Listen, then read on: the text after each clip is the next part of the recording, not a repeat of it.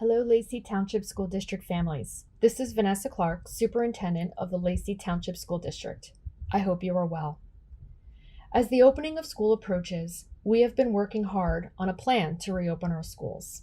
I anticipate this presentation will answer many of your questions. This presentation is an overview of the plan to reopen our schools in the fall. It will provide you information so that you can make the best decision for your child's attendance as it relates to the models we have developed. We continue to work on the full Lacey Township School District reopening plan. Please know that the plan is an evolving document and will change as information from the New Jersey Department of Education and the Governor's Office changes. The full plan can be found on our website under Reopening Our Schools. During the planning phases of reentry, we formed several focus area subcommittees that met several times to review a variety of reopening models. These committees were made up of Board of Education members, school nurses, administrators, managers, teachers, guidance counselors, and child study team members. Each committee was tasked with reviewing reentry models and exploring the pros and cons of each. The options that are available for our families will be discussed in a moment. While developing our plan to safely reopen our schools, we focused on the 10 critical areas of operation as outlined in the New Jersey Department of Education's Restart and Recovery Plan. The Lacey Township School District's reopening plan includes district-specific protocols related to the general health and safety, classrooms, testing and therapy rooms, transportation, student flow, entry, exit, and common areas, screening PPE and response to students and staff presenting symptoms, contact tracing, facilities cleaning practices, meals, recess physical education, and extracurricular activities and use of facilities outside of school hours. At the end of July, we sent our families a school reopening survey. Based on the current data and the approximately 2,500 families that provided a response, 81.3% plan to send their children back to school. After watching this presentation, families will have a better understanding of the instructional models that we will offer. Families will have the option to choose between the hybrid A/B cohort model or full-time remote-only instruction model by completing the Return to School Commitment Form no later than August 9th. Once your selection is made, note that the minimum amount of time a student must spend in either model before being eligible to transition will be 1 full marking period. This will ensure that teachers can provide continuity of instruction and provide the best experience possible for students. Families wishing to transition to either the hybrid A/B cohort model or full-time remote instruction model after 1 complete marking period will be asked to complete the Request to Transition form. This is explained in greater detail in Appendix N of our school reopening plan. The first model is the hybrid A/B cohort model. This model will provide students with face-to-face instruction on alternating days. Cohorts will be created based on student last names, which will accommodate families in having consistent cohort days for multiple children. Cohort A will be created by student last names from A to K. Cohort B will be created by student last names L to Z. Cohort A will attend school in person on Monday, Wednesday. Cohort B will attend school in person on Tuesday, Thursday, and cohorts will alternate attending school in person on Fridays. The second option is full-time remote-only instruction, which will include virtual live check-in sessions paired with student activities, pre-recorded instruction, and will use the platforms that we have become very familiar with. They are Google Classroom, Canvas, and Google Meets. Further guidance will be provided about whether students on remote-only instruction will be eligible to participate in sports and extracurricular activities. We recognize that our special education students require more services. With that in mind, Students who receive instruction in self-contained classrooms for multiple disabilities, behavioral disabilities, and autism will have the opportunity to attend school every day. The instructional day will be structured in accordance with each building's schedule. This will allow teachers to focus on IEP goals and objectives that cannot be accomplished remotely. Related service providers will also have greater flexibility to schedule therapy sessions. All other special education students, these are programs that include LLD, pull-out resource, and in-class resource, will follow the hybrid A-B cohort model or the full-time remote-only instruction model as selected by the family. Families of preschool and preschool disabled students will have the option of choosing between both options. The typical 2.5-hour program will meet on alternating days with the length of day extended to 4 hours. Students receiving instruction in the communication and learning support classrooms will also have the opportunity to attend school every day for 4 hours. The schedule is noted in the graphic. And again, parents can view this slide and this presentation in its entirety on our website under Reopening Our Schools. In order to provide adequate time for cleaning, sanitation protocols, and transportation, the instructional day will be shortened. High school and middle school students will have a 5-hour day. Elementary students in grades K to 6 will have a 4.5-hour day to provide time for arrival and dismissal. And as noted in the previous slide, preschool students will have a 4-hour day. Now that I've covered the options available to parents, I am going to describe what a typical day of instruction will look like when students return to school. So let's start with high school. High school students are transitioning to a 4-block, 5-hour day, meaning students will take 4 courses in semester 1 in marking periods 1 and 2, and 4 different courses in semester 2, which is marking periods 3 and 4.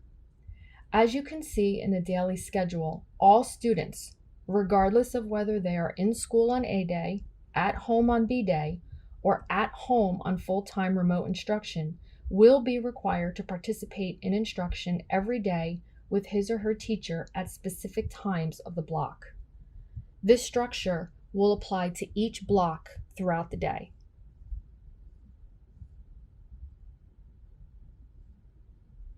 Let's take a look at a sample instructional time block.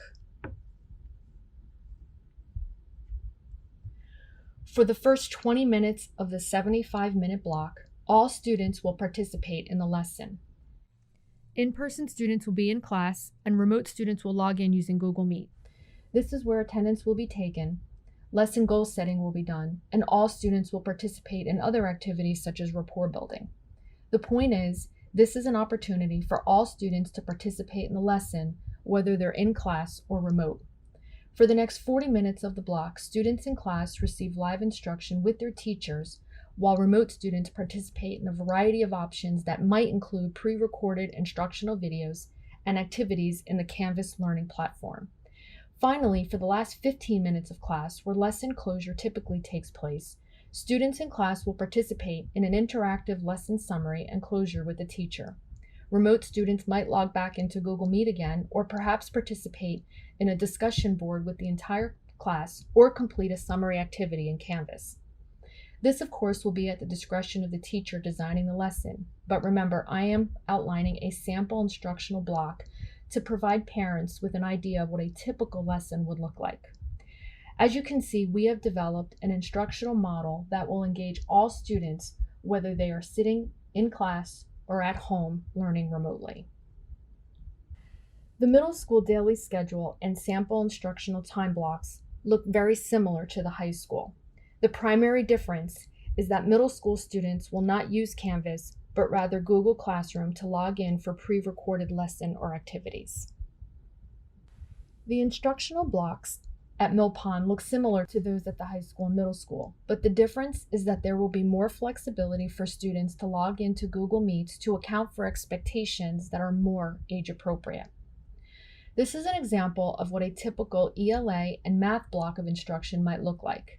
As you can see, this model differs greatly from what students experienced in the spring when school closed for everyone.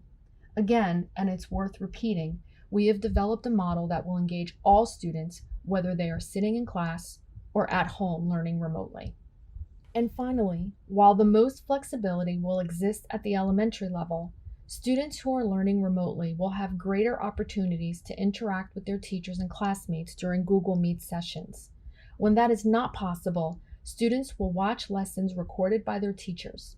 As you can see in this sample instructional block, instruction is broken up into segments and includes time for social emotional learning, also known as SEL, direct instruction and mini lessons, the workshop model consisting of small group instruction, independent practice, skills centers, and remediation enrichment, and lesson closure for review, clarification, and reinforcement.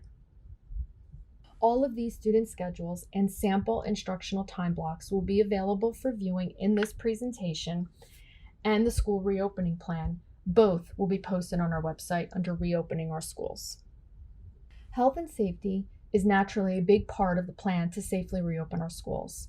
We've covered everything from safely structuring our classrooms to ensure that students are socially distanced, to ordering signage that clearly directs everyone to also ensure social distancing, to outlining expectations for mask wearing.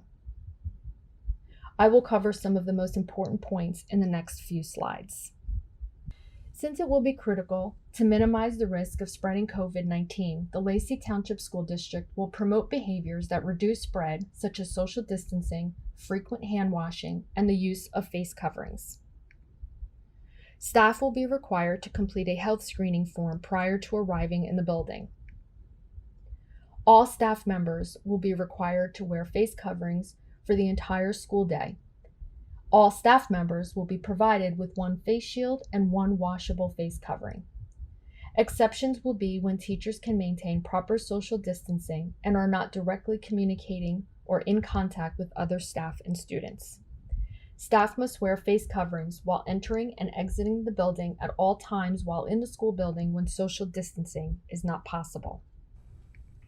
Students will be provided one washable face covering and will be required to wear it on the bus ride into school in the morning, on the bus ride home, and while entering and exiting the building. Face coverings will be required for all students at all times while inside a school building, regardless of social distancing, unless doing so would inhibit the individual's health. The updated guidance from the NJDOE on face covering for students will also include several exceptions to this standard, including an exception for certain students with disabilities. Students arriving by school bus will be temperature screened prior to boarding the bus. Non-bus arrival students will be temperature screened at their designated entrances. Parents, guardians will be required to pick up and drop off their children outside the building at all times, in addition to following each school's specific arrival and dismissal procedures. Hand sanitizer will be available in student classrooms, and hand sanitizer stations will be mounted in hallways throughout the building for student and staff use. Teachers will provide frequent hand washing, hand sanitizing breaks. Custodial staff will disinfect touch points throughout the day. Students will sit 6 feet apart at a minimum or more when possible. And individual student spaces will be created so that students have their own items and avoid sharing as much as possible. The guidelines have clearly recommended that schools keep cafeterias and other large areas closed. So, breakfast and lunch will be delivered to classrooms for students in grades K to 6. Breakfast for students in grades 7 through 12 will be provided as grab-and-go options at multiple points of service in areas close to the classrooms. Lunch for students in grades 7 through 12 will be provided as grab-and-go options as students are leaving the building to go home. And students who are remotely learning will be able to pick up meals through a pickup window in the school's front entrance. This process will be very similar to the process that we used in the spring when all schools had to close. We are still working on the best methodology for meal delivery, so there may be slight changes to these schedules. The most challenging part of returning to school in the fall has been planning for transportation. To keep students, staff, and drivers safe, students on regular 54-passenger school buses will be seated to provide as much distance from one another as possible. School vans will be equipped with New Jersey Motor Vehicle Agency approved soft plastic seat dividers, and school buses will be disinfected twice each day. Personal protective equipment will be provided to each driver and staff member who is required to wear them. Prior to boarding the school bus, a staff member will use a temporal infrared thermometer to record the temperature of each student. Any student found to have a temperature of 100 degrees or higher will be prevented from boarding the school bus. Students who have been determined to have a temperature of 100 degrees or greater will either be asked to return home or brought on a separate school bus to the child's school. Once the child arrives at the school, they will wait in the school's clean room until they are picked up by a parent. And finally, each student is required to wear a face covering at all times while riding the bus, unless a student has a documented medical reason to not wear a face covering, and we will handle those on a case-by-case basis. For now, no extracurricular activities for the immediate opening of school will take place. This may change in the future, and we will consider a tiered system approach to bring clubs and activities back in the future. There will be no field trips, assemblies, or other large gatherings, and the use of school district facilities by outside groups will be restricted. Athletics will continue in accordance with NJSIAA protocols. This information is evolving, and we will keep you informed as information becomes available to us. We realize that keeping track of the AB schedule can be rather challenging, so we've prepared a calendar to assist our families in keeping track of what day is an A day and what day is a B day. This calendar will be posted on our website along with all the other materials that I've been sharing. As a final reminder, please remember to submit the Return to School Commitment Form for each child in your household by August 9th. The form is available on our website. Thank you for watching. If you have any questions about school reopening, please send an email to ltsdreopening@laceyschools.org. Please include your child's name, the school your child attends, your name, and contact information so someone can get back to you. Thank you, and enjoy the rest of your summer.